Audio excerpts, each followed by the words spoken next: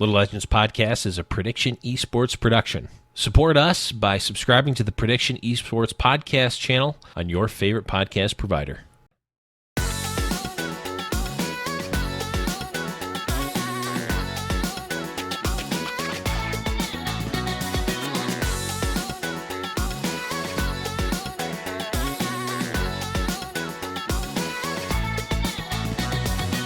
Hey guys, and welcome back to Little Legends Podcast. I am your host, Blevins. Joining me, as always, is Boop. What's up, buddy? It's going good. How about yourself? It is going great, and we are joined today by the legendary, the Love Island enthusiast himself. Okay, no, that was Boop that brought that up. But Frodan, welcome to the show. Thank you. It is what they call me over there. Wherever I'm known, they call me the Love Island expert. That's true. I mean, happy to be on the show. Thanks for hosting this. I know that it's still one of those shows that I think people get, like, they underappreciate things about the community, and it's like really important building blocks. So I'm really grateful that this even exists. Thanks for having me. Oh, hey, awesome. Well, would you want to keep going? Sure. Do you want to keep going on all this nice stuff? That's great. Well, thank you, man. No, that's great. Yeah, I mean, that's the thing we do is the podcast. When they told me that I had a face for podcasts, I decided to just roll with it. So, And here we are. And here we are on episode 24 of the Little Legends Podcast. Of course, the TFT Wonderful. Podcast. We are going to be doing a little bit of housekeeping like we always do. I'm going to keep that super short. Then we're going to get and talk a little bit about Frodan, our guest here, get a little bit of background on him and talk about his thoughts on TFT and TFT esports and the competitive scene in general, as he has casted one of the premier tournaments, the Fandom Legends tournament, a couple of weeks ago with our previous guest, Doa. And then we're going to talk about the brand new, actually, not if you're listening live, the going to come out soon, but brand new if you're listening to this in podcast land, TFT patch 10.2. We will talk about that after the break. Okay, I'm gonna run us through some real quick. Actually, you know what? I'm gonna do the housekeeping in post, because you know what? I can do that. I have the magic of post. So let's just jump right into it. You're gonna hear the housekeeping stuff right now. Hey guys, it's Future Blev here with our housekeeping from the episode. Sorry that I'm doing it like this post-show, but I wanted to make sure that we maximized the time that we had with Frodan to actually talk with him instead of have him listen to me blabbering on about stuff that is important but isn't related to him. So I sacrificed a little bit, and I'm going to do some housekeeping here. So, of course, guys, as you know, we are on the Prediction Esports Network, PREEDICTION. Make sure, if you get a chance, it really does help us out if you follow that channel on Spotify or iTunes. Leave us a review there. Leave us an iTunes review or a podcast review, wherever you're listening. It really, I mean this, it truly does help us out. We are... it helps us get recognized in the community and helps us do more things. So really do appreciate that. Of course, you can also support us on Patreon, patreon.com/Little Legends Podcast. We do have some amazing $10 patrons, that $10+ patrons in Angry Frog, Undead the Gamer, and Dr. Pepper, who have been massively gracious with their support of us and helps us be able to do things like create the Ready for Battle shirts and allow us to pay the artists to give to make designs for us. Which, again, of course, you can head over to buy the Ready for Battle shirts if you want to support us. That also helps us as well. Designed by humans. I'm going to post. I think the best way for me to do it is actually to just post the link in Discord. I'll create a little channel, so make sure you're joining the Discord channel, discord.me/Little Legends Podcast. And that's definitely going to be where you're going to want to be, especially if you want to play in our game nights, which we, of course, as always, do on Friday nights at 8:30 Eastern Standard Time. Discord.me/Legends Podcast. You can jump in. A lot of people ask, how do you join? Just jump in the Discord, and either jump in the voice channel and just say, hey, Blev, I'm new here. I want to play next game. Great. Absolutely. Or if you don't want to be in the voice chat, not a problem. I know it can be intimidating with a bunch of new people, but just jump in the text channel, the game night text channel, tag me, and I'll get you in the next game. No problem. We've been having some great turnouts. We've been getting full lobbies, and we want to keep that up. And if you want to just watch the channel, if you just want to watch game night and hear all of our crazy antics, make sure you are going to twitch.tv/GiantSlayerTV, which is where we are hosting the game nights to watch. We also did a giveaway last week. I believe we're going to be doing another one this week, $25 Riot gift card. You need to be in the Twitch channel, so make sure you're going to twitch.tv/GiantSlayerTV. Go there now and follow the channel because they're doing a lot of TFT tournaments as well. And they're actually going to be doing a TFT tournament this Thursday, Fight Night Rising event, where we're seeing community members like Eric Thomas who've been playing, as well as many other players, Plat Diamond range players who are up-and-comers that are going to be playing in the Fight Night Rising series. And I know they have assured me that there are more tournaments to come, so make sure you're checking those out, twitch.tv/GiantSlayerTV. Again, last thing, Ready for Battle t-shirts, the game night design, keeping that up for a little bit here. Make sure you're going in the Discord. I'm going to make a channel where you can find the link there in the resources tab or somewhere, or you can just ping me, ask for the shirt link. And if you want to get some awesome custom design made for the show, Jack's Ready for Battle t-shirts, or a mug or stickers, you can do that. They're all through Design by Humans, which is a great company. So, sorry for the long-winded housekeeping. I'm going to throw you back over to us in past podcast world to talk with Frodan about TFT. And now we're back from the housekeeping stuff. It's so magical that I have the ability to do that. Ah, man, wasn't that great? We're going to start off like we start off all of our shows and just talk a little bit about what our week or our recent TFT experiences have been. So, Frodan, we'll start with you as the guest. How's TFT been treating you lately? TFT has been great, but also quite cruel, I think, as many people have experienced. I think that's the tagline. I have been trying to race to Challenger with one of my buddies. He goes by Esports Law, Bryce Blum. He's a pretty well-known member within the community. Owns his own firm. Even participates in TFT tournaments whenever he can. Last year, we not really like a bet, but just kind of like, a challenge to race the Challenger. Yes. It's not going super well for me. I'm kind of stuck at like Diamond 2. Just feeling like when I feel like I have a good grasp on something, it feels like I go on like a miniature losing streak. And I feel like I have to redo everything I know about the current patch. And then the new patch comes out, and then I have to repeat that process where I lose a little bit, then start winning, then lose a little bit and re-question everything, then more content.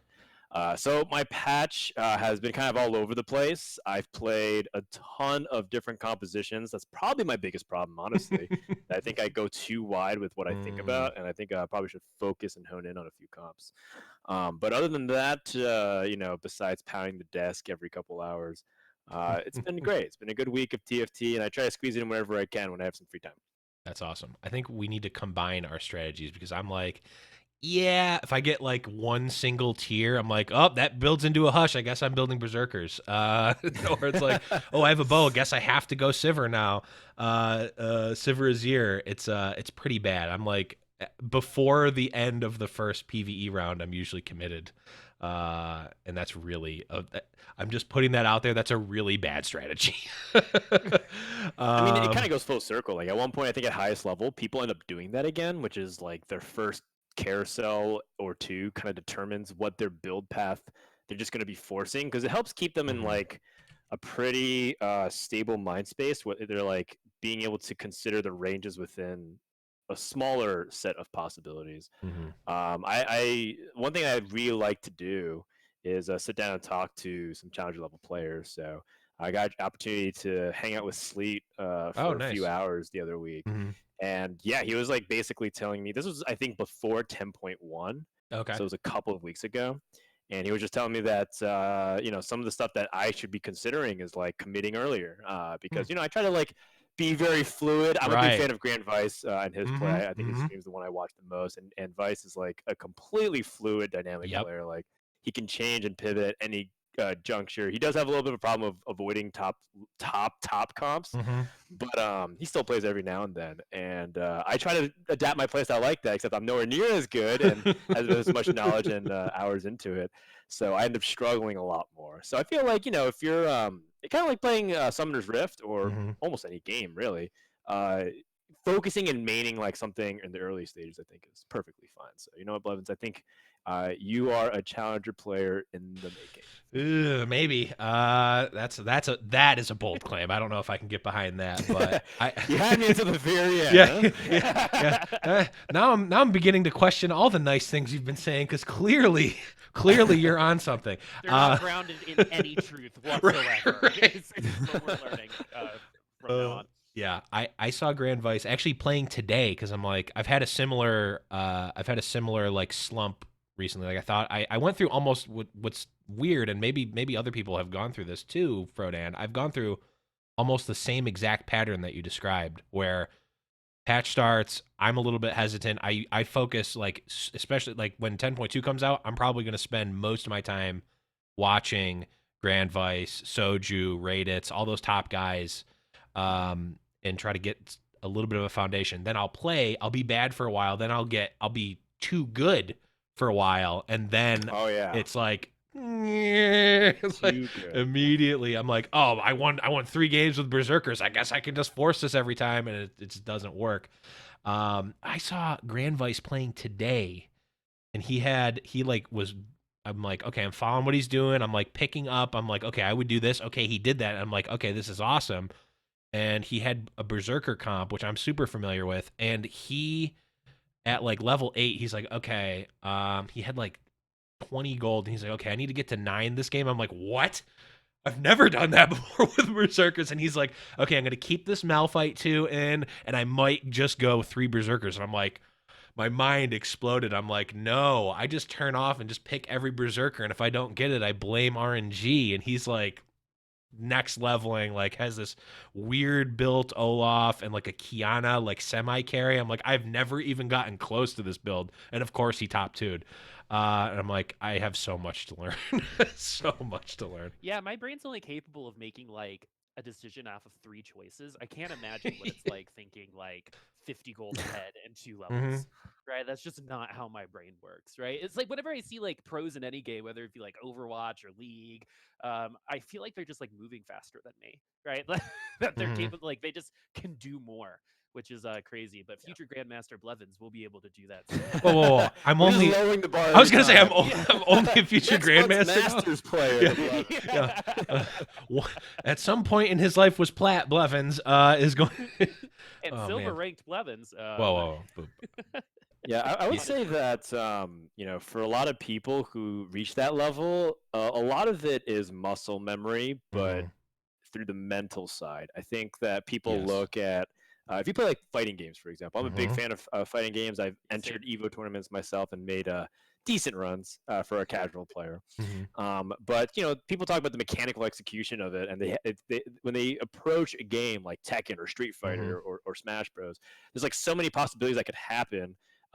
But some of those things you're just not really thinking about. It just becomes second nature. And I think that's the same thing with TFT and even strategy games. If you want to extrapolate to other games like Hearthstone and Magic and other games that I play, and maybe even Legends of Runeterra if you're going to be checking out that open beta soon. Oh yeah. Is that once you're seen enough, you're just kind of familiar with what things should or what things should be going where, and how to place your items and what things to be considering, and more importantly, you also know what to not think about. And I think the inexperience of being in a challenger lobby, right? Because I've had the wonderful pleasure of being able to queue up with some high level players recently, and be in challenger lobbies, and they don't hesitate. And that's kind of the hard thing, because I'm hesitating a lot and thinking like, okay, like here's like 5 components, and here's like 3.5 items I could go, but then like what are the probability? Like what's my relative strength? Should I be leveling next turn and trying to roll all the way down so I can get this epic unit, like an Olaf or a Twitch Ash, etc.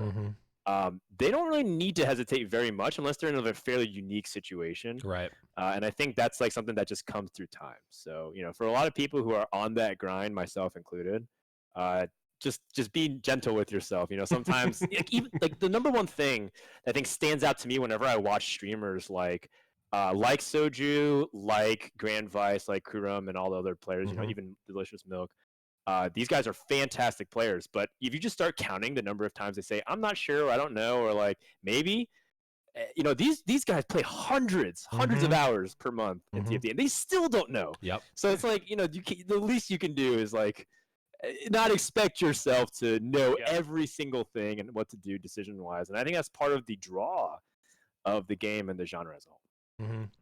It's definitely one of the things where with any esport, or even any sport, honestly, just traditional sports included, part of the allure of the professional side is like seeing and witnessing and experiencing the thing that I can conceptualize how to do, but I'm not going to do in my everyday life if I don't put the hours and hours into execution. If everyone could just be challenger, it's not as, it's the whole thing where people don't want a game that's completely random because you don't get to see that showcase of skill. When you start watching these top level players and they're making these decisions, and the mental memory or muscle memory of like, okay, I know I have these 5 items. I need to make a Zephyr here, or like all these scenarios that are just there, and they make them like this. That's what's exciting to watch in esports and with it's TFT kind of like specifically. when are either of you guys like familiar with like machine learning? I have a really good metaphor coming up for this. So Okay. like the way that like machines. Oh, nope, I did not mean to do that. When Sorry. you're doing, like, Pay no attention to that AI and noise. like machine learning, you teach them something called neural nets, which is like, okay, so you think about like these think bubbles, right? What is the most likely answer to this question? And the more the machine goes through it, they can put, okay, it's 80% likely that this is the best thing. It's how like Watson and stuff learn. And I feel like these high level players are kind of like that. They've seen so many of these situations because they do play for so long. They know what kinds of decisions to make. They know, all right, this is like an 80% thing, but it's still like the highest win condition through my experience. And it's like, I remember in set 1 when people would sell like their rank 3 Garens, right, with full items, right? I could not fathom like why you would do that, right? But because they've seen so many of those situations, because they know the percentages and win conditions and stuff, they're more likely to make those decisions. And I think intention is just one of those things that makes you better at everything, right? If you're intentional about your decisions, if you're intentional about how you want to learn and how you want to take these approaches to TFT, you're probably going to be much better for it. Yeah, that's one Well thing. said. That's one thing that makes me think I'll never be challengers. I will never sell a tier 3 Grandmaster, unit. that's what I said. I'll never be either. If I ever have to sell a tier, if it was just like you get to be challenger, but you just need to sell your tier 3 insert unit, I don't think it's happening. But it just feels so wrong, right? When you sell a tier 3 like that. It does. But I did not think that How Was Your Week in TFT was going to lead to neural networks. So it was great, but it does not lead me to believe that we're going to be on the brief side of things here. So let's move on. And for those who are unaware of our guest, Frodan, of course, a prolific member of the esports community, casting, all that sort of stuff. I know you mostly from Hearthstone back in the day, as well as recently. But Frodan, tell us a little bit about your sort of gaming origin story. Sure. So my name is Dan. I go by Frodan. It's a moniker given to me by my sister when I was really young because she loved making parody videos of famous movies. So it'd be like Mission Impossible, Star Wars, Lord of the Rings, etc. And she needed a character to play Frodo, and she didn't pick me. She picked a guy named Fred. but then he got sick or couldn't make it. I forgot the exact reason why. Then she needed an understudy, so come in the little brother as Frodan. And that was just a nickname that stuck. It was a gamer tag that I use from that point on, and a lot of people just really like it. It was just kind of catchy and an easy way to summarize my name. So that's the origin story of how I got Frodan. My gaming history dates back to my sister. My sister has always been better than me at video games when I was really young, largely because she's 7 years older and she just had Oh my developed god, me too. cognitive motor skills. My sister's 7 years older than me too, and it's like the Right. same thing. Crazy. I Okay, also have a sorry. sibling. Boop. Yeah, and so like I'm learning how to like use the mouse, and she's clearly at least pressing some kind of button combination and beating me. And from that developed like a really competitive rivalry with her. And then obviously she went on and stopped playing games and moved on with her life while I refused to. So I'm still playing video games to this day. I have a lot of competitive history. But I've never been able to achieve like the highest level of stuff competitively myself. But it did spark an interest because one thing that I do love is storytelling and presentation. So I've always been a big proponent of that all throughout middle school, high school, and college. I love being on stage and talking. And so I figured I could always fuse my passions together. And so I went into commentary. I've done stuff for all kinds of games, all kinds of genres. I'm most well known for Hearthstone, the card game released by Blizzard. I've also done StarCraft 2 a lot. I've done League of Legends. I've done Street Fighter. I've done things for like a bunch of shooters like Halo. Done gaming journalism, done production. I currently work on Twitch Rivals for their esports program. And yeah, I've just been generally kind of doing a little bit of everything. So one of the things that I've enjoyed the most about esports is just like learning learning everything about the industry. So I've worked in, like I said, production or live events. I helped start an organization called Tempo Storm with Raynad back in the day. Who created And Hearthstone, of I've course. also worked plenty with like agencies and vendors and clients and game devs. So I feel pretty confident that when people like ask me questions about the space, I feel like I have a pretty good grasp on what to say. So I'm curious because you've been around the block a couple times. So like you're one of those people that I put up there with like Chris Puckett and Monty and Doa, people who have been in esports really since the beginning. What are you most excited about in terms of generally in the field of the future, right? You saw it at the beginning, you saw it at the middle, you've seen all of the challenges, but what are you most excited about in terms of the next 5 years in this field? It's a really open-ended question, but the one thing that I can easily answer to that is the transcendence of acceptance into celebration of gaming. I think that we're at that juncture where most people can accept the idea that everyone plays games, and even kind of make it a social thing about it. But I like the fanfare and the bravado and the celebration of it, right? Like the Super Bowl pop-off. is a big event that like people don't want to miss. I have to miss it, by the way. I'm going to be casting an event next in 2 weeks, which is sad because I've been it's a big thing with my household watching the Super Bowl. But that's like a thing that even people who don't watch the NFL and football, they kind of participate in the event, or if not, at least it's a social gathering. It's like a reason to hang out and get together. And I think slowly but surely we're getting to that point with gaming as well, which is like the League of Legends World Championship, the International with Dota 2. A CSGO major, right? BlizzCon. These kinds of like really big industry-defining events slowly seeping their way into not just, of course, being something that people think is cool, but also something that they can't wait for, look forward to, and celebrate. And I think that translates all the way down to the lower levels. I'd love to see esports start to be able to break beyond the borders of like middle schools and little leagues. I think that for gaming, like people talk about the future of esports and they talk about all this money and investment, but the reality is the future of esports is in the next generation. It's not us. So I think that a lot of people are very quick to point out like technological trends, which is a very exciting thing. People are very quick to point out, other industry things like which platform people are going to be using or what games are going to be popular. The questions I like to ask is, what are we doing so that way kids have a way to engage in games in a healthy way, in a competitive way that can even like maybe synergize with their future, because a lot of times young people have to make a very difficult choice of like whether they dedicate their free time to gaming and sacrifice things. But I'm sure there's a way that we can make everybody win here. Instead of like quitting school at 13 and be a Fortnite pro. So I'd like to see that be explored a lot more, as opposed to this new extension for Twitch will change the way we consume esports forever. Nice. Both are important, though. I'm not trying Right. to dismiss.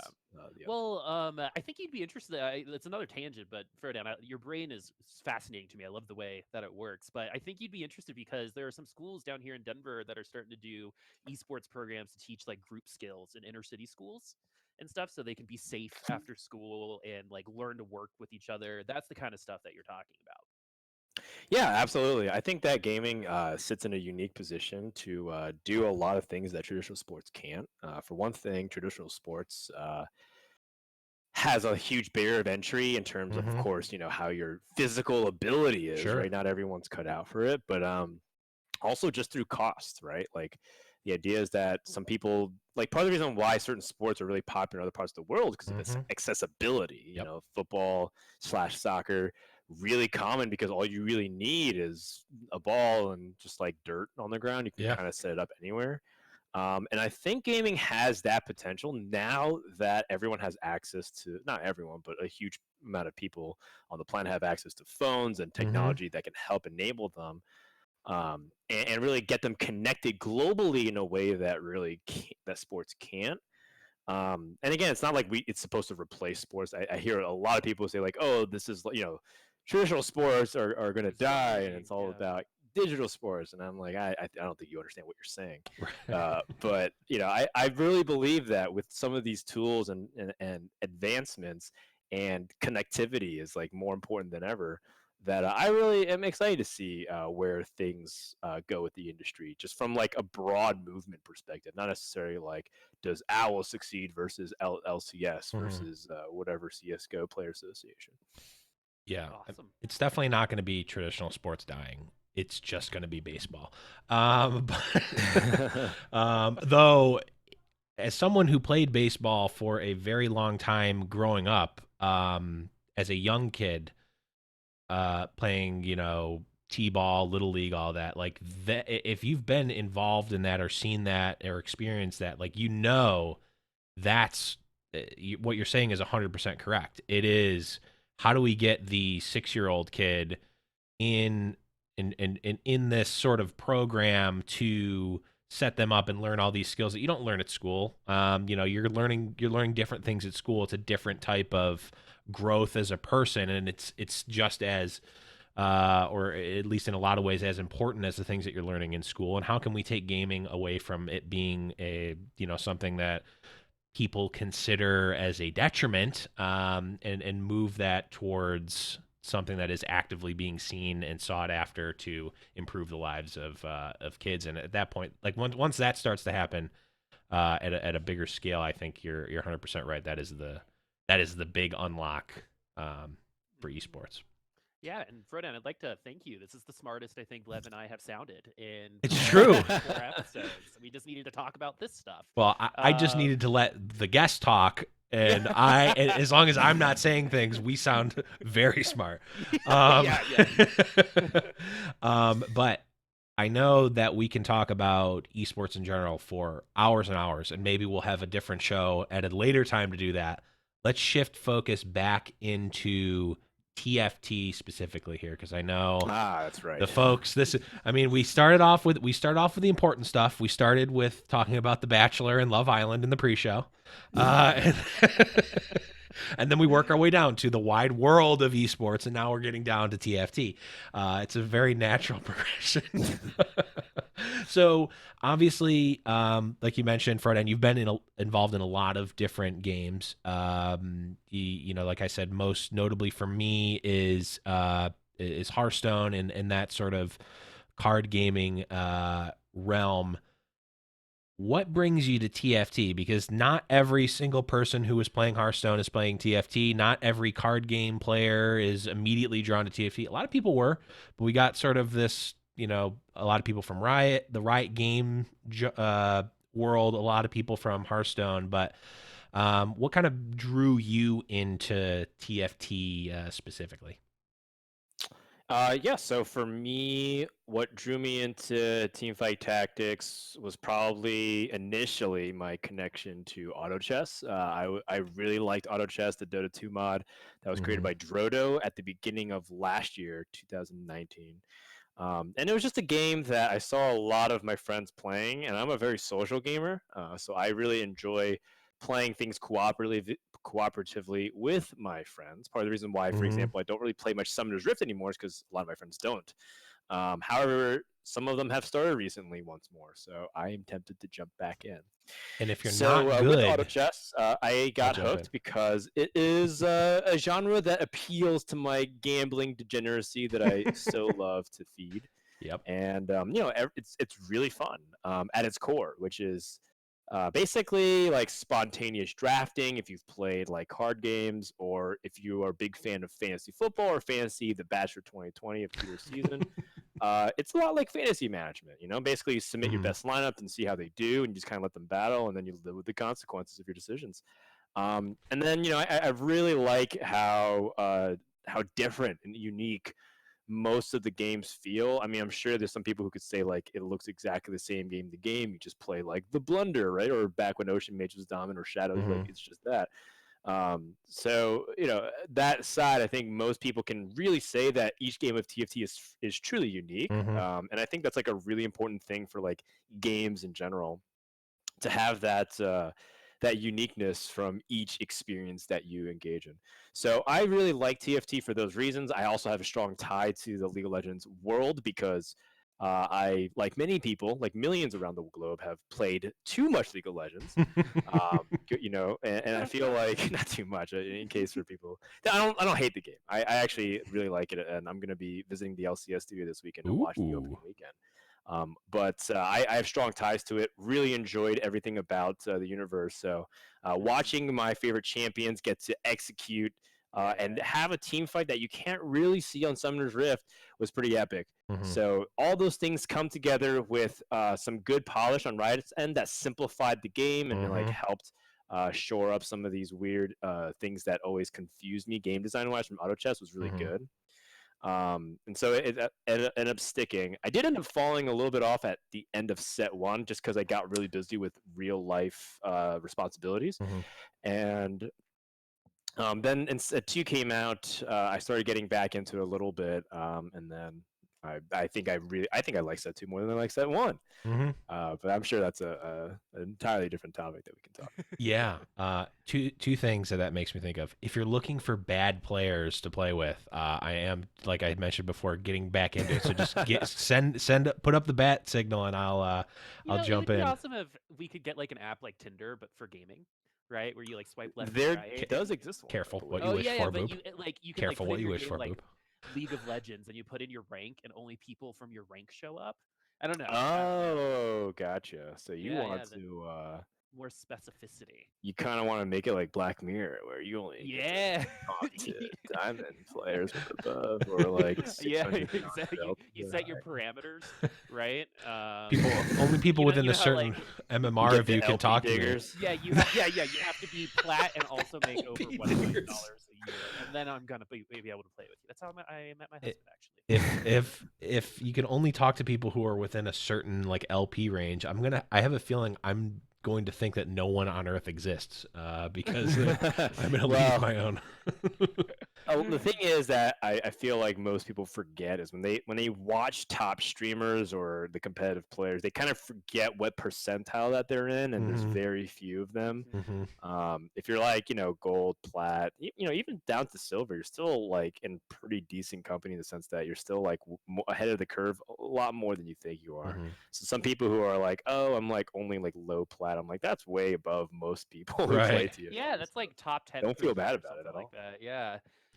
So we now know why you came to TFT, and so let's you talk about the top streamers and the top players. You've got your favorite, and you've been involved in the competitive scene so far. What do you think about it thus far? Do you like the way that they're going with kind of that entertainment value as opposed to like sitting at a desk and casting a game of like Hearthstone where there's a prize at the end, right? Like they're definitely taking a different approach. Do you like the way that it's going so far? What do you think of the current competitive scene? So the competitive scene, I think, is like not really existent right now. It's just slowly getting its feet wet by having these invitationals or having like featured show matches. There's some online competitions that have been going on. I got a chance to cast the Fandom TFT event. I'm sure like Doa was mentioning last time. Really fun, and I like that they kept it kind of like a pro-am where they have that small invitational group, but then people qualify and join, and the bottom people get relegated. And I think that that's kind of what the competitive scene needs, which is some stability, right, for people at the top, but also challengers to the throne. Because the idea of these games of strategy, variance, and wit is that anybody can win on any given Sunday. So I think that element of it is really important. Only holding invitationals, I think, is a quick way to get people to lose interest over time. Because I think that with high participation games, especially like TFT or auto battlers or just basically free for all battle royale styles, is that you need to be able to sell the product as something that the person who plays in has a chance of making it themselves. And that's how like so many games like poker has thrived in the past, where it's like you have a shot. You might not win, but you might do decently well, and hey, maybe you may get a big run and land the money. And I think that's the same concept as TFT. I think there's like the importance and health of a competitive scene in TFT largely thrives on plat players thinking that they can beat diamond players, and diamond players think they can beat masters players, and masters players think they can beat challenger players. Even if that is not necessarily completely true. And I think that if we were to only host invitationals from this point on, I think that TFT will be nothing more than just entertainment. In a showmanship way, and never truly like competitive in the way that I think a lot of people want it to be. That being said, part of what makes TFT so exciting and this genre as a whole is because it's entirely new in terms of what we should be looking for on a broadcast or like a broadcast product. Anything from spectating tools to competition formats to even the way we cast, right? As a caster, I think that taking a traditional approach from what we know and trying to apply to TFT or Hearthstone Battlegrounds or Dota Auto Chess or Dota Underlords, that's not going to necessarily work. So I think that's what makes it really intriguing for me personally, is that I think that we have an opportunity to kind of be on the precipice of something that's interesting and new. And I mean, if you look at it too, even in other game genres like Fortnite and Apex Legends, and PUBG also kind of struggle with this, right? Because this is like a really difficult product to broadcast because of insanely high participation rate. Like every game has 99 players, 60 players, whatever size the game allows. And so I think it's fascinating. It's fascinating from a storytelling perspective. It's fascinating from a production element of it. If you like put graphics and you have all these inputs, and it's fascinating as a person that's just a fan of the game and the genre and the industry. It makes me. Those are some of my thoughts. I don't really have any conclusion. I think the general TLDR is that it's a really exciting time because everything is still new, and there's like not really bad ideas to just lay on the table and suggest. I'm sure there's like obviously things that we probably shouldn't explore, right? Some people are saying like purely invitational. I don't think that's a good idea, but it's something that we can at least worth discussing to just think about the merits of. So it's really cool to kind of like get the opportunity to innovate again, right? When you've been casting Hearthstone or when you've been casting so many other things for so long, when something new like this pops up, like a lot of what's exciting about it is what it could be, right? It doesn't have to be that right now, but what it's going to be in 6 months to a year, right? That's what's exciting, and to be able to have a hand in that has got to be cool. So yes, precisely, and I think one thing that I admire the most about Riot, it seems like that they're not afraid to take a brave approach to something and live with the consequences. And I think that the Rise of the Elements Set 2 Invitational was a prime example of that, where they took a few different risks that they really haven't done before. And some of it didn't exactly pan out in an ideal way from a spectator perspective, and some of it didn't pan out in a way from a player perspective. But I think they kind of like had some elements in there, pun intended, where it was pretty solid. And I think that I'm really looking forward to see if they can do something with TFT or any other game that comes out, because part of the difficulty of Riot being so popular and hot right now in terms of the gamer player base, the PC gamer base, is that everyone wants them to develop a competitive scene for the game that they like. So, does it mean that TFT has to be like LCS, LEC, LPL, etc.? Probably not. Does it mean that it even has to be something similar to what Fortnite and CS:GO do, or these big majors? Maybe, maybe not. Like the idea is that it's completely up in the air, and I have my own ideas that I've even gotten a chance to sit down and maybe chat with Riot for a little bit. But I don't have any like judgment calls like how it should be ran. I did enjoy the fandom format though. I think that is really fun to watch, because I do want to see people like Delicious Milk go up against Grand Vice and Becca and all these other great players and streamers. But I also want to see some new faces all the time.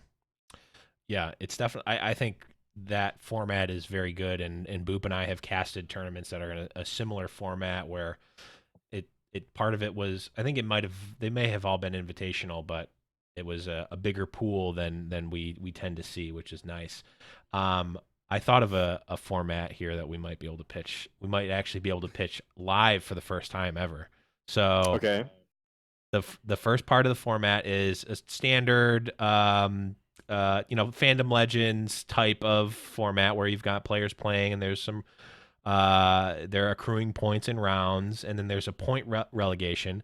But then there's a second relegation where they have to line up at the end of the night, and they need to be given a rose by Mort Dog to make it to the next round. I like where this is going. Do they go on like group dates, like they all get into a lobby of 8, and then they all like have time when they battle him? It's kind of like it's whoever wins the lobby gets that makes sense. Time with Riot Mort. Oh yeah, you get to Right. We'll be combining games, but it'll still be in the. This is a BF story I brought from home from a year ago. Yeah. Welcome to my hometown. That's right. I want to take my belt and combine it with your belt to make our Warmog's armor. That's what I want. Sounds hot. I think we've got something here. 100%. Patent pending, Riot, by the way. So if you're trying to, if that happens, you heard it here first. It's been recorded.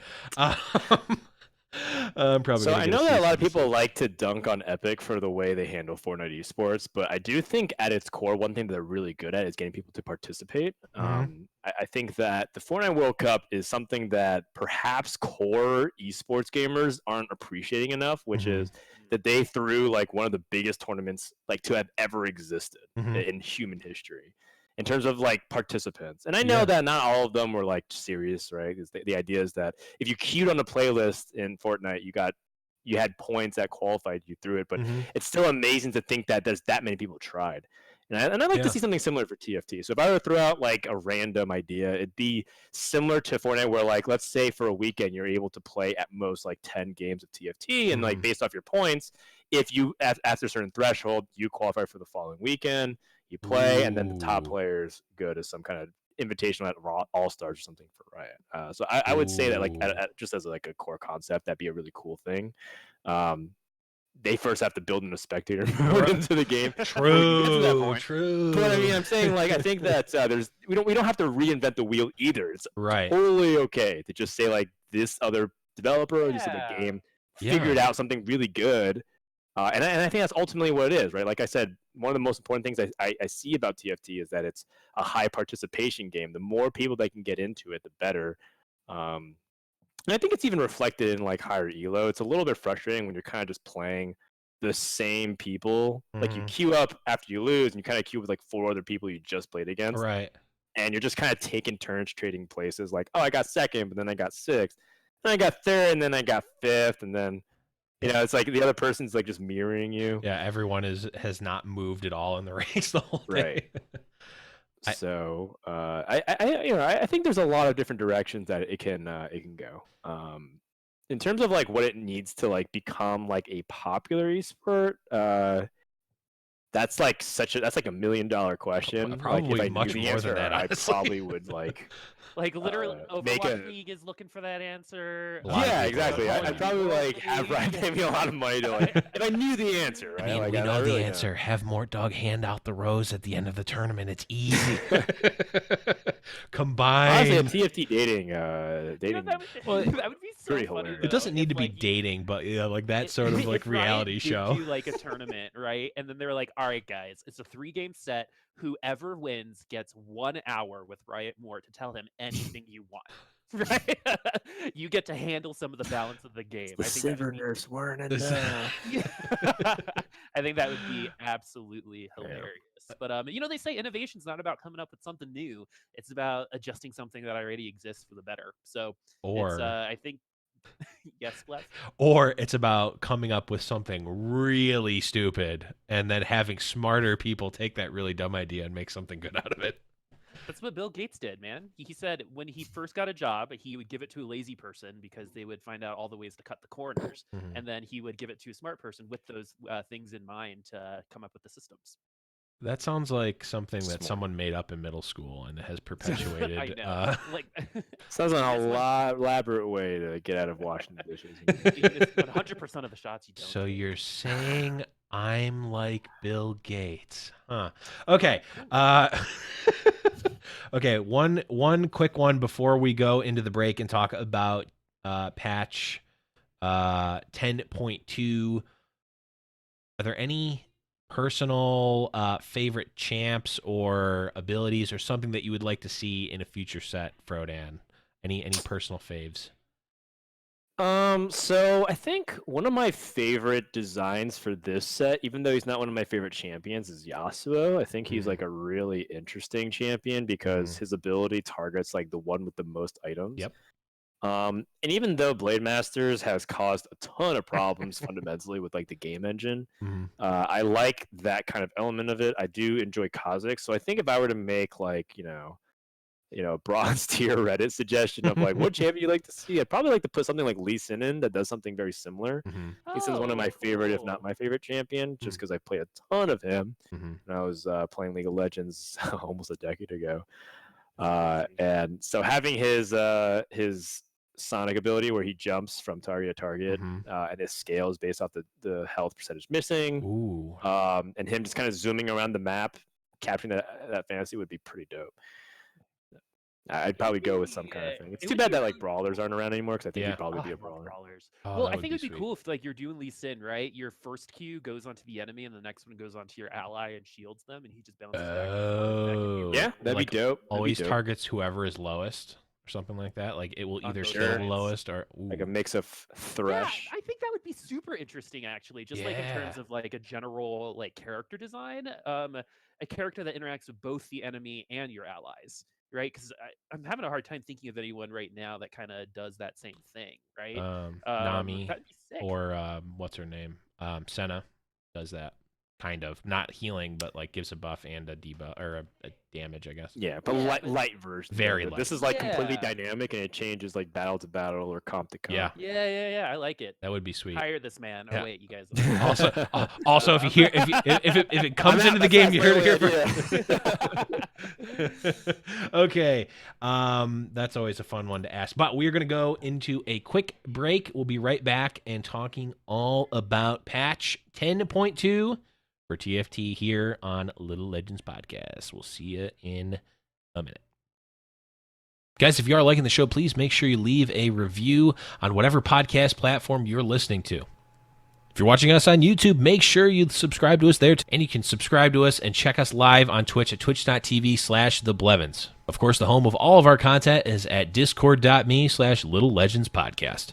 If you want another way to support the show, head over to patreon.com/Little Legends Podcast and become a patron today. We've got all sorts of goals and tiers available, and we're open to suggestions as to what the other tiers should be.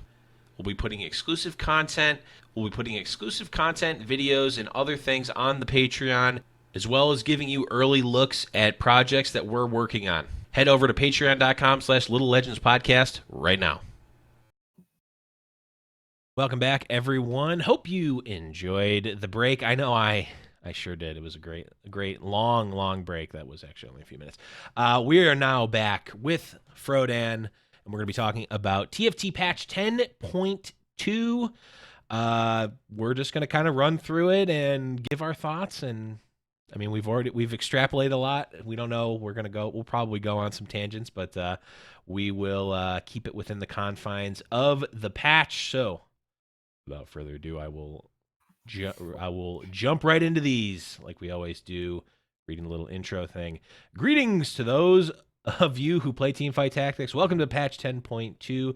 This is the one where the gang buffs all the traits, champions, and items that could use a little bit of love. We've got a couple of nerfs as well, but we're aiming to make unused and underpowered things a bit more enticing. We also have a few general system changes to make the games go faster, blah, blah, blah. Last but not least, we're raising the RNG floor for item drops to make games a bit more fair while still maintaining variation from game to game. So kind of taking the RNG floor and making it closer to the ceiling, not raising the amount of RNG, actually reducing it. So, first one here, game length PvE rounds. PvE rounds planning phase time down from 30 seconds down to 20 seconds.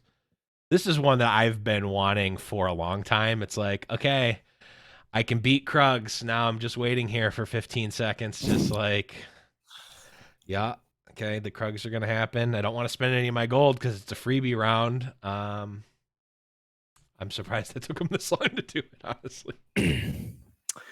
Yeah, there's a lot of downtime in TFT, and I think a lot of it's like, oh, you should be scouting, and like, you know, that's. I watched Blevins during a game once. It was the entire game, and he scouted a total of 0 times. So like, oh yeah, future challenger player, by the way. Like, yeah. I get it. You should be scouting. It's like, it's just, you know, I think for most people, it's not obvious. Yeah. That's like that's probably like my biggest qualm about TFT. Like, if anybody from Riot ever asks, like, what do you think we can do better? It's just like a lot of the stuff that you're supposed to be doing is like not really like intuitive or explained to you or like figured out, right? So you're supposed to like discover scouting on your own. You're supposed to kind of discover what items do what on your own. Yep. You're not even really sure what PV rounds are, right? Like, right. Yeah. I mean, I guess like it just boils down to there's no tutorial. And even then, like, you kind of really want a tutorial that can like really hold your hand all the way through. So anything that can help make things more intuitive makes sense. So shorter timer is perfectly fine. Yeah. I kind of like TFT is kind of like if you were taking piano lessons and your teacher was like, all right, we're going to learn 1 measure a day of Moonlight Sonata, and it's going to take like 3 years for you to learn it because I'm not teaching you any basics. We're just going to go measure. Right, just by memorize the. Yeah, exactly. Like you might be able to learn how to play Moonlight Sonata at the end, but do you really understand it? Probably not. So I see where you're coming from. Also, it'll feel cool though once you learn it. True. Yeah, that's true. So let's talk about these item systems. Those of you playing Little Legends podcast bingo at home, Boop mentions Moonlight Sonata. Check that square right off. Machine learning as well. Machine, yeah, we got that one too. Neural nets. Yeah. All right.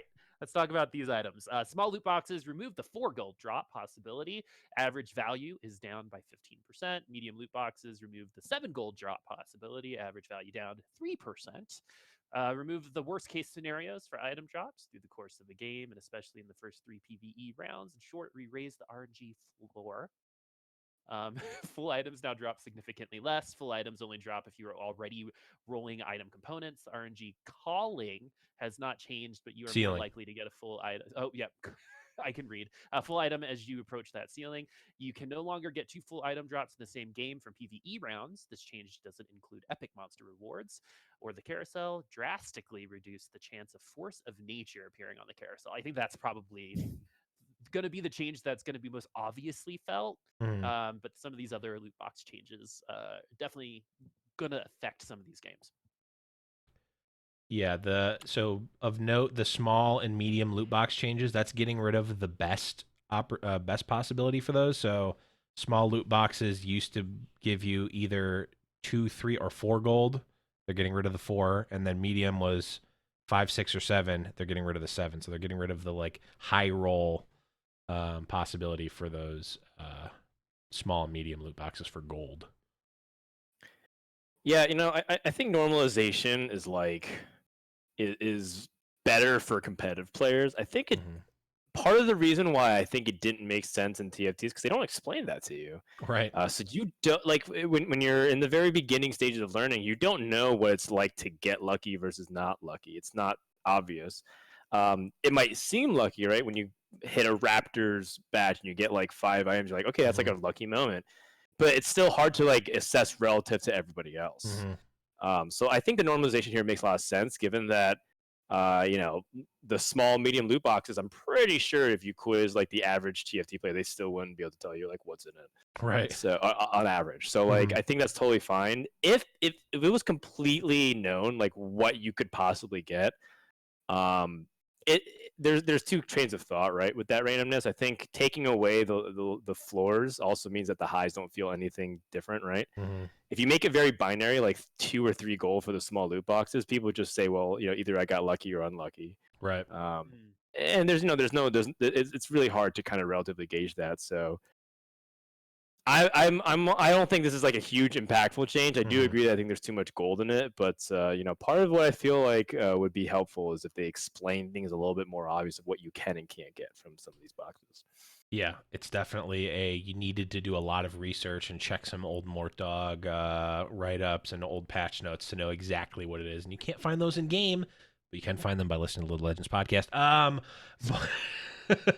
Had to get that plug on the show for the show. I mean, I think this is one that a lot of my friends who played Magic the Gathering in the past competitively were like, I don't like the fact that you can just high roll the gold drop. I think one of the unlocks for a lot of high level players, and if you ask them, a lot of like challenger players versus silver players, you'd probably get a different answer of, hey, what would you rather have early, items or gold? I know I used to think, oh, I just want more items. Just give me more items. Every time I get gold, it's like bad. But actually, it's just better to get gold early by like a wide margin. So getting those 4 gold drops felt, when you're a high level player, it's like, oh, this is really good. And that compounds. You're getting a compounded advantage because you're hitting your first econ earlier, which is actually going to end up being like 5 or 6 gold over the course of the game. And when you think that like, oh, I can buy an extra, a Mumu versus my opponent over the course of the game, like, yeah, that makes a big impact. But like you were saying, Frodan, like that's not it's not something that's really explained, and B, it's hard to conceptualize that even when you're thinking about it. Because I'm like, okay, if I get this 4 gold roll now, I'm gonna have my econ 2 turns earlier than my opponent's, which is actually gonna give me my second econ 3 turns earlier, which is a total of 10 extra gold. So when we're at level 8, I'm actually gonna have like 30 more gold over the course of the game than my opponent's. Like I can't even think about that. I'm too stupid to give up on that. And the challenger players get that, and the competitive players get that. But it's like, even when you get rid of that or have that, like, you don't feel it. Like you're saying, you don't feel that inherently, because it's like, okay, I've just got less gold now. Not like I'm dying at this point. It's like almost like a slow bleed. So, I mean, I don't know. I don't know. I think this is probably good because it just makes it better, or it makes it closer in the early game, which I think a lot of players wanted. But I think I agree with you overall. It's not like the biggest impact. Yeah, it's the difference between a unit, right? It could be right. 20 units down the line, but it could be the difference between like a rank 3 versus a rank 2. But in the end, it's not like a ton of gold. Yeah. But that force of nature thing is going to be the one that people are going to feel. Yeah, I think force of nature should not be on carousels, at least as frequently as it was. So yeah, that's a good change. Yeah, it's good. I mean, it almost, because when it came up, I guess it's gonna have the same effect. It's just gonna be less often. So I guess it's probably gonna make you feel like better when you get it and way worse when you don't, because it's like, oh my, the one, and it's like 95% chance or 95% less often. So I don't know what it was before, but it's like significantly less. So it's like, oh wow, he hit the one in whatever to get the force of nature on carousel. Wow, that's Well, the last place unlucky. person's usually getting it anyway. Right. So sometimes it doesn't matter, sometimes it does. Yeah. But yeah, True. we gotta get going though. Yeah. Okay, so we got some other quality of life changes. These ones aren't super interesting at all. So let's just not. Oh, the one that is interesting is the system for choosing your little legend and arena skin in the lobby has been greatly improved. We don't know how improved it is yet, but that's just a good thing because it was atrocious before. Sure. Yeah, I mean, Little Legends podcast. We got to bring that up. Okay, so we got item changes here. Bramble Vest. Yes, Bramble Vest damage is getting a buff across the board. It's going from 80, 120, 160 damage to 100, 140, 200 damage. Bloodthirster is going from 40% lifesteal to 50% lifesteal. Rage Blade attack speed per stack is going from 4% to 5%. Hextech Gunblade lifesteal or Omni Steel, I don't know why it calls it that, is going from 25% to 33%. Iceborne Gauntlet freeze duration going from 1.5 seconds to 2.5 seconds.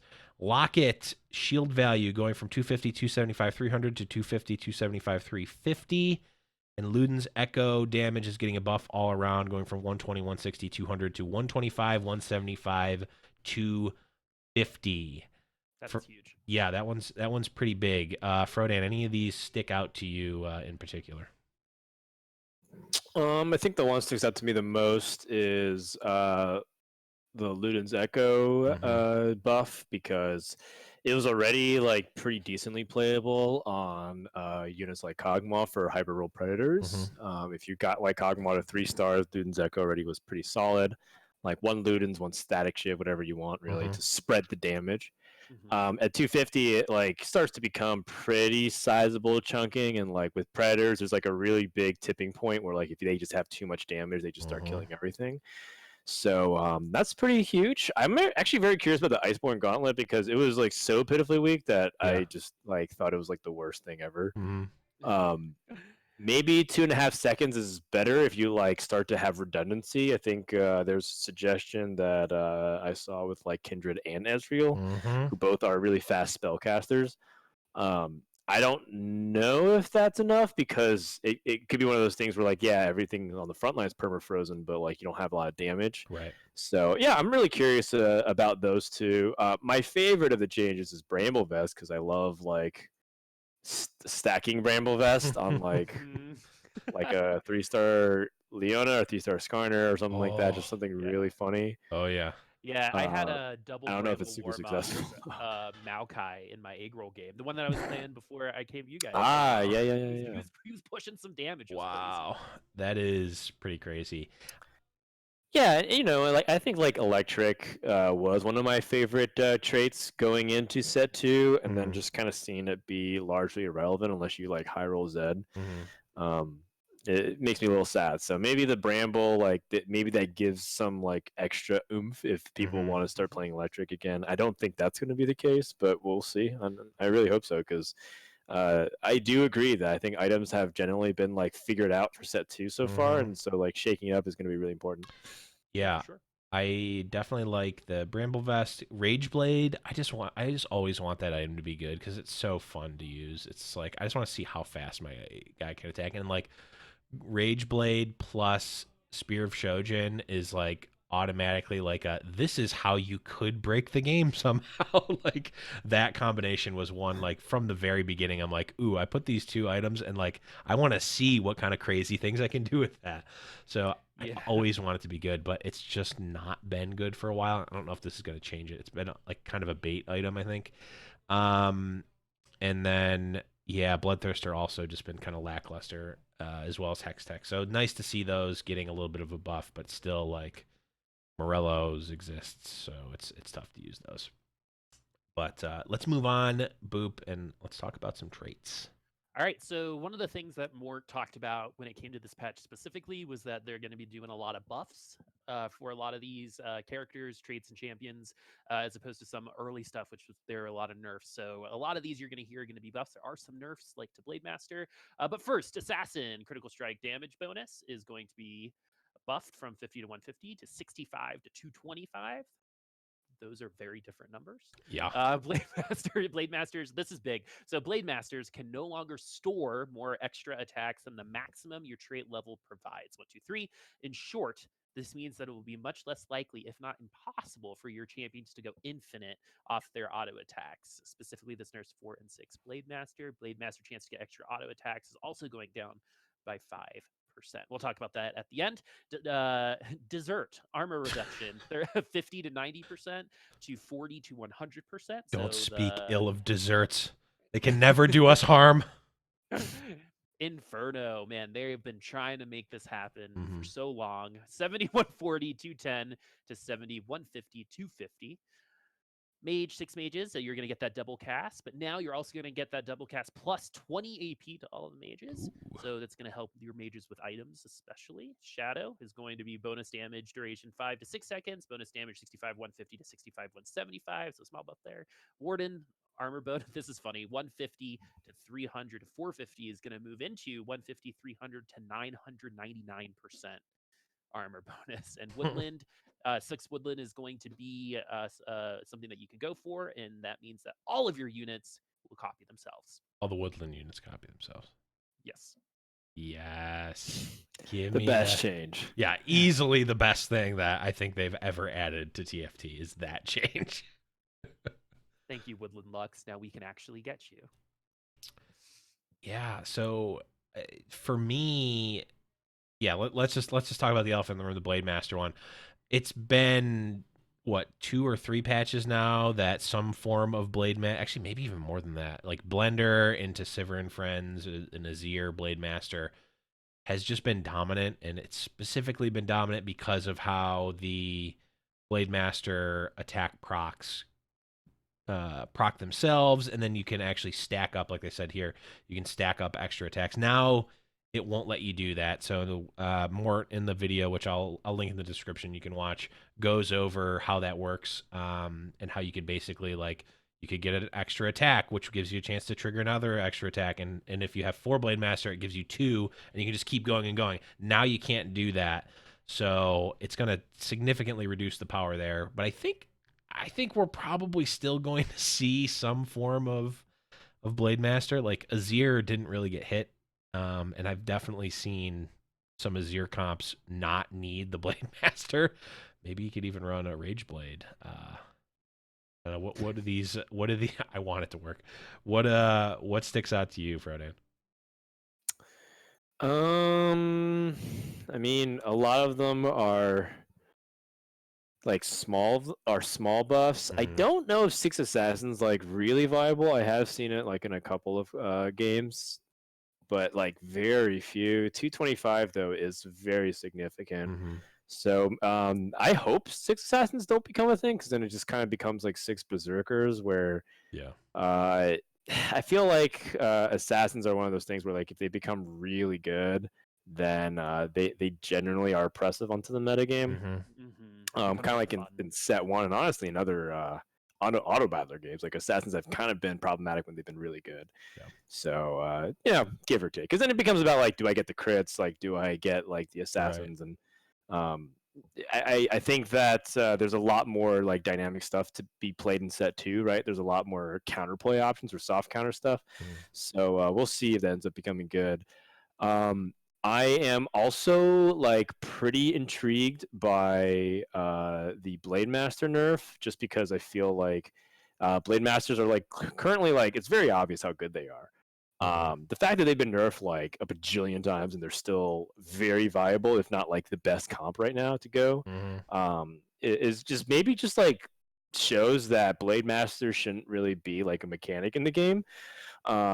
And it's just like a design lesson perhaps for set 3 onwards. It's a carryover from set 1, and in his patch rundown, Mort was even saying how Blade Masters have been problematic, largely because, like you said, the extra attacks can proc extra attacks themselves, so you can kind of store up like basically this never-ending chaining of like ridiculous attack speed, and that will fundamentally break the game. So there's an interesting post on the competitive TFT subreddit that was talking about like what are some other ways we can break Blade Masters, and they're talking about like what if we gave it to Twitch instead? What if we gave it to Kog'Maw and Predators, which some people did for a while? Like what if we gave it to a Mumu, and like put like Spirit of Shojin on it or something like that. I don't know. It was like one of these interesting like concepts, and I think that no matter what we do with Blade Masters, unless we like reduce the amount of times that they can attack, we're probably going to constantly have a problem with them, and we'll find ways to keep breaking the game. So I do like this change probably the most. That being said, Blade Masters always felt like beatable to me, even though that they were really strong. The most infuriating times was when like Sivir got like Hush and Red Buff and like applied to everything. If that can get managed a little bit, and I kind of like the direction that Mort was talking about, which is like maybe you can throw in summoners to start countering Sivir more. I like that. I like that a lot more. So, memes aside, like Will and Drew stuff's like pretty funny, but I don't think we're going to see that really often. I'd be gladly to be corrected there. I think the Assassin, the Blade Master traits are probably the most interesting things to me. Yep. I think that the times that we do see 6 Woodland, it is going to be great. We'll remember it. Yeah, it'll be one of those things. It'll be clipped in Twitch history I mean, forever. I definitely the question becomes, is it even good, right? Like, right. Well, the hard part is, it's just like Woodlands fall off so hard late game anyway, right? And so unless you've built up a pretty good lead, and so you're just waiting for that Lux to come, and it might not ever come. That's the problem. And it's like, what is your what are you actually dealing damage with? I guess it's Nico, but as someone who has done that enough times, it's not good. Yeah, and Lev had a very good. But if you need to look for the Woodland Lux, the best way to get it is to actually need a Steel Lux, right? Or a Lux. Because that's when Woodland Lux comes up the most often. Yeah, if you're looking for a light Lux, let me tell you, you will see a lot of Woodland Luxes. Okay, we are slowly, or rather quickly, running out of time, so we're going to run through these champion changes real quick before we get out of here. At Tier 1, Leona damage reduction is getting a nerf from 40, 90, 140 to 40, 80, 120. Malzahar is now getting some scaling minion health. It used to be that his minions always had 250 health no matter what the level. Now it's going to go for to 250, 300, 400. So pretty big Malzahar buff there. Ezreal is getting a health buff from 600 to 650. His ability damage is going from 248, 800 to 225, 450, 900. Karma attack speed bonus is getting nerfed from 60, 70, 80 to 40, 60, 80. Scion's being able to cast his first cast a little bit easier, going from 50 starting mana to 75 starting mana with 125 total. Sivir bounces are going from the static 10 across the board to 579. Vygar's spell damage is going from 3, 6, 900 to 325, 650, 975. H221 is screaming in excitement right now. And tier 4 Olaf is getting I just gotta say, an egregious and massive attack speed nerf from 0.85 down to 0.80. Mort, come on, man. You're nerfing my bearded brother here. I tried. I'm sorry, everyone who's an Olaf fan. I tried when he was on the show to plead with him to not nerf Olaf.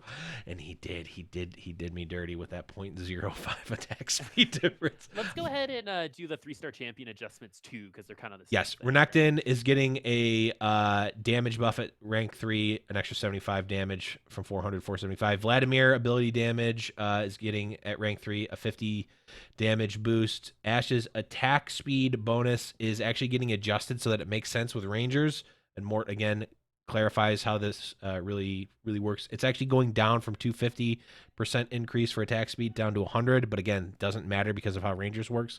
But she's getting a big attack damage ratio buff at rank 3, which is going from 0.4 up to 0.75. So quite a big damage buff there. So tier 3 Ashe is going to hit like a truck. Okay, so that was a mouthful and a half, but Yeah, Boop. What's sticking out to you here? These champions. Honestly, all these like little tweaks make sense. Leona's like too good in the early game. I still think she's too good. Like basically stopping every auto attack from hurting her. Makes it so that if you get like that early Leona, you probably like at least roll into the top 4 of health. So it's a little bit too good still, probably, but not that big of a deal. I don't know what to think about Malzahar's buffs. I've played a decent amount of Shadow Summoners, and it's one of my favorite builds for this past patch, largely because I think it's really underrated and uncontested. True. But I don't think it was very. It's like a A/B tier composition, and I don't know if this is enough because the problem with Shadow is the same thing with like most things like the Shadow Inferno combinations, was that your front line is super weak and you're very dependent on a few things like Amumu for Infernos and Yorick for Summoners. So maybe this helps enough. Moore says that it's just his favorite champion, so an excuse to buff him is probably in order. I think if you can get Malzahar to 3-star, then you're really talking. Like 400 HP is a lot for those minions, especially if you can get casting a lot. So I'm definitely going to be experimenting a little bit with it, especially on the first few days of the patch.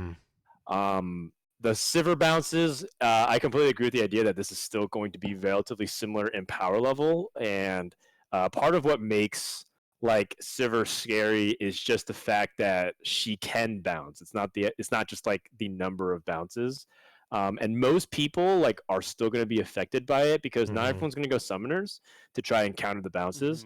And most of the power inflection of the Blade Masters in the mid game, right? Like most people are going to have things like Yorick 2 and all these big summoner stuff in the late stage of the game, but like a lot of times people's like general range of placements have been determined by then, and it still doesn't take away from fundamentally the reason why Blade Masters are still very good is how easy it is to 2-star them because they're really cheap. They're like a bunch of 3-cost units, while everyone else is looking for like mainly 4-cost, maybe even 5-cost units to cement their comps. So like Blade Masters are still like I think going to be very good. And even if it's not like the Sivir carry, maybe they'll figure out something else. Like maybe we all in more on Azir. Maybe people start doing other things. Maybe we go full. Maybe it goes full circle because Assassins got buffed. We start going Kha'Zix carry and make Kha'Zix a Blade Master scary. Again. Yeah. Stuff like that. It's all on the table. I don't think Blade Masters are going anywhere. No. I don't think Berserkers are going anywhere either. I think they're still going to be an S tier composition that's highly contested. Yeah, it's so interesting because what Mort, speaking of like Leona and Karma, Mort said in his little breakdown that even though those two units are getting nerfed, Lunar is actually not doing as well.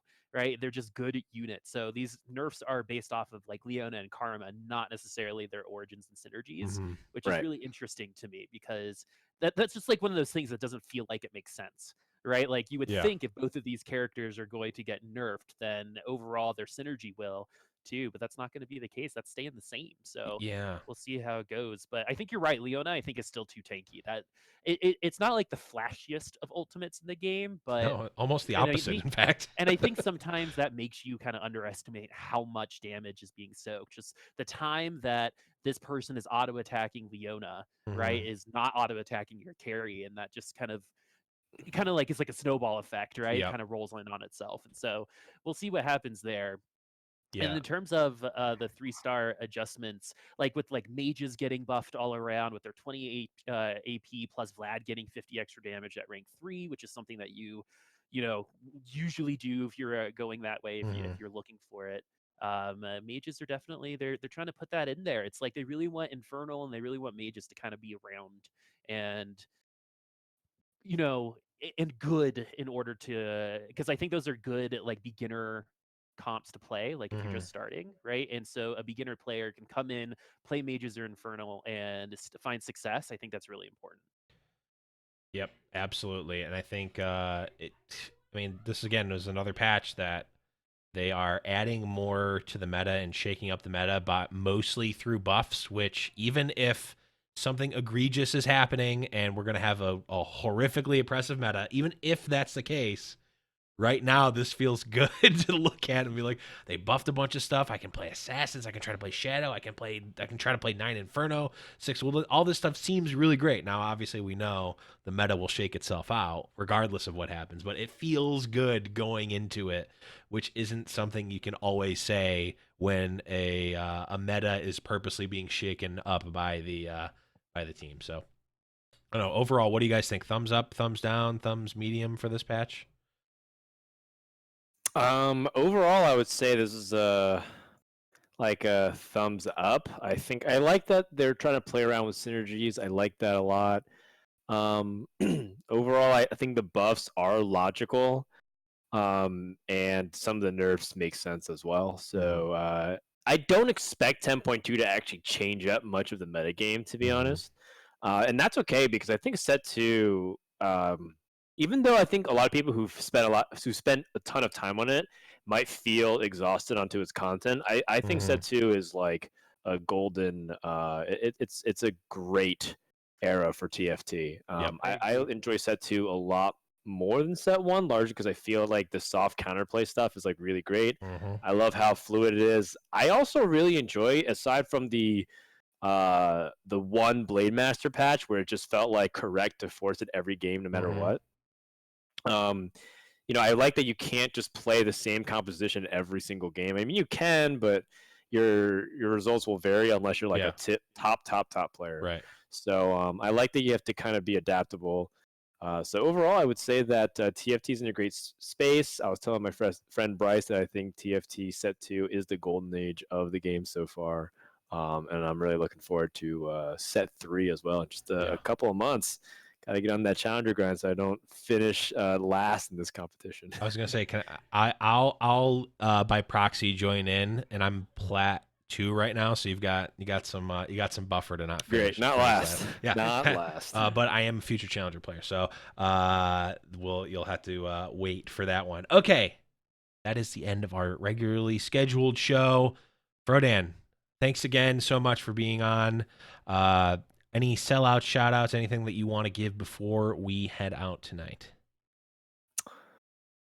No, shout out to you, to everybody who helps put on the show. I think the community podcasts and these kinds of different shows are like what really helps prop up the scene. I think a lot of people look at influencers or look at big tournaments or look at streamers and they think while they do make up a big portion of the scene's interest, I think it's just as important to have things like this. So I'm always happy to hop on the shows and talk and meet new people. So thank you so much for creating, hosting this show. Awesome. Well, thank you for coming on, and we now have a duty now, Boop, to live up to the community pillar that we are. Well, it's a great community, right? It is a really great community. The two of us have been, we're not Frodan, right? But we're kind of a part of that second or third generation of esports people, right? We've been here for a little bit, and we've been a part of a couple other communities, and this TFT community has just been absolutely amazing. So it is our pleasure to be able to bring content to you guys because we appreciate you and it's just fun to do. So to second what Frodan says about the community, and thank you again for coming on. We really, really appreciate it. And your mind works in such an interesting way. The way that you speak about these things really opens up, I think, other thoughts that maybe some people might not have originally had about what you would consider a simple question. And so, Frodan, I really appreciate you bringing that kind of thought process and knowledge onto the show. It was incredibly enjoyable to meet you and have you on, man. Thank you for having me.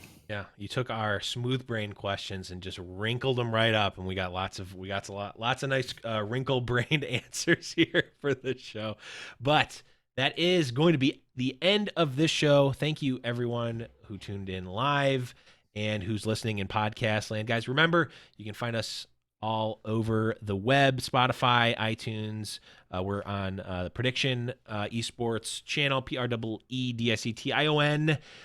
Make sure you're leaving us a review there, and you can join the community over at discord.me/Little Legends Podcast. All of our links and stuff are there. But that is going to be it for Frodan, for Boop. I am Blevins, and we'll see you guys next week. Bye bye.